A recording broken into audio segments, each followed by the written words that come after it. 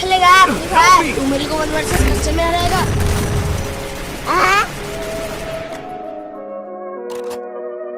আরে এটা কিসের পোস্টার লাগালো?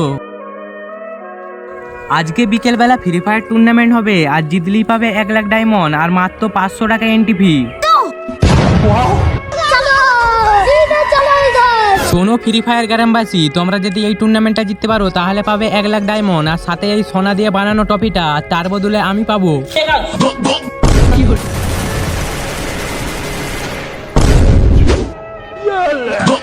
আরে শালা আমাকে মেরে লোল মারিস? আরে ধর ওদেরকে, নাহলে শালারা মেরে মাথা ফাটিয়ে দিবে।